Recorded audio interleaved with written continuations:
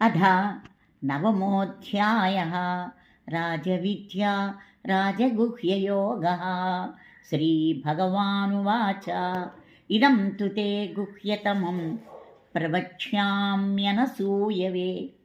ज्ञानं विज्ञानसहितं यज्ञात्वा मोक्ष्यसे शुभात्। राजविद्या राजगुह्यं पवित्रम् इदमुत्तमम्। प्रत्यक्षावगमं धर्म्यं सुसुखं कर्तुमव्ययम्।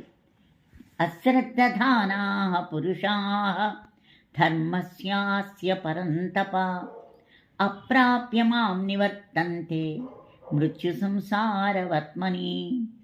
मया ततमिदं सर्वं जगदव्यक्तमूर्तिना मत्स्थानि सर्वभूतानि न चाहं तेष्वस्थितः। न च मत्स्थानि भूतानि पश्य मे योगमैश्वरम्। भूतभृन्न च भूतस्थो ममात्मा भूतभावनः।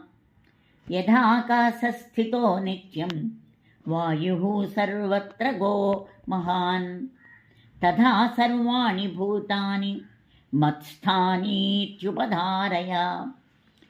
सर्वभूतानि कौन्तेय प्रकृतिं यान्ति मामिकाम्। कल्पक्षये पुनस्तानि कल्पादौ विसृजाम्यहम्। प्रकृतिं स्वामवष्टभ्य विसृजामि पुनः पुनः। भूतग्राममिमं कृत्स्नम् अवशं प्रकृतेर्वशात्। न च मां तानि कर्माणि निबध्नन्ति धनञ्जय। उदासीनवदासीनम् असक्तं तेषु कर्मसु।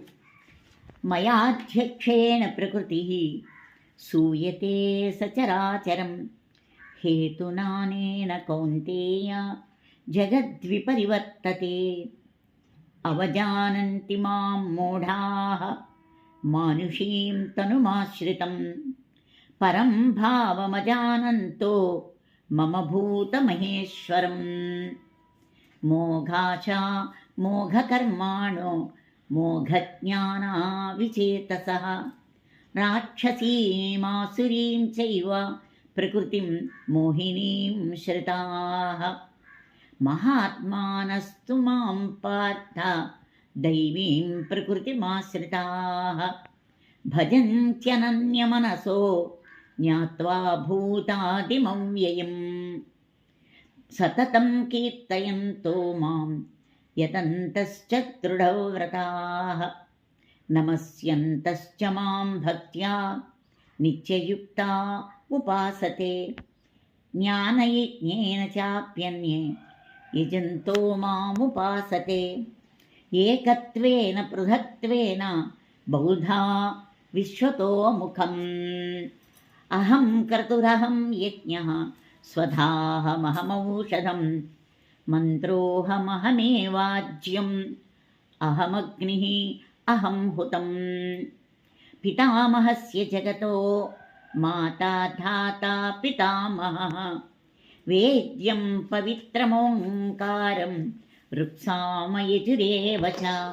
गतिर्भक्ता प्रभुः साक्षी निवासः शरणं सुहृतु। प्रभवः प्रलयः स्थानं निधानं बीजमव्ययम्। तपाम्यहमहं वर्षं निगृह्णाम्युत्सृजामि च।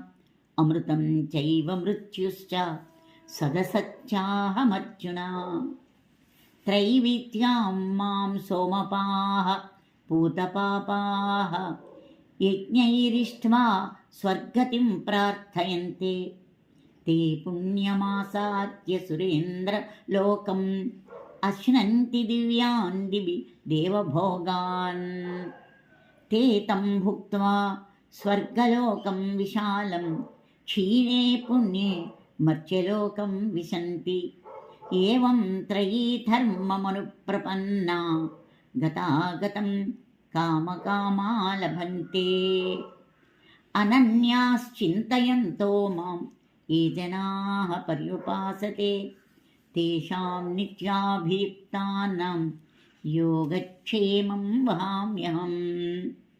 येऽप्यन्यदेवता भक्ताः यजन्ते श्रद्धयान्विताः तेऽपि मामेव कौन्तेय यजन्त्य विधिपूर्वकम्। अहं हि सर्वयज्ञानां भोक्ता च प्रभुरेव च न तु माम् अभिजानन्ति तत्त्वेनातस्त्यवन्ति ते। यान्ति देवव्रता देवान् पितॄन् यान्ति पितृव्रताः भूतानि यान्ति भूतेज्याः यान्ति मज्याजिनोऽपि माम्।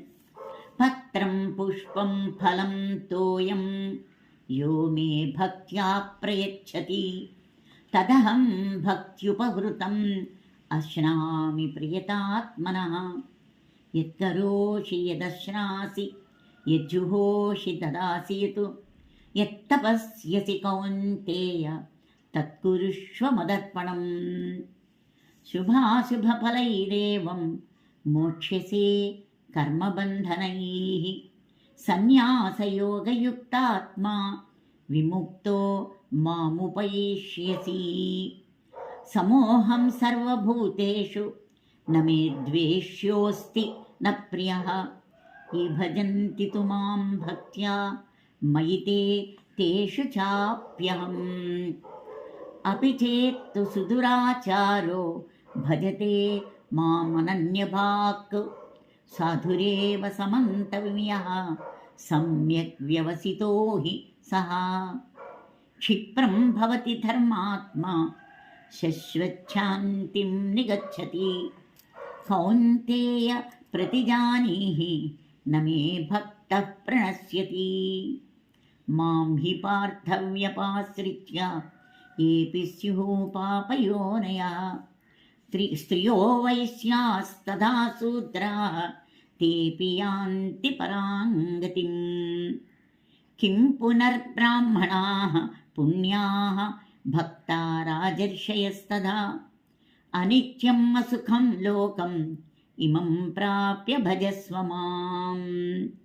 मन्मना भव मद्भक्तो मद्याजी मां नमस्कुरु मामेवैष्यसि युक्त्वैवम् आत्मानं मत्परायणः।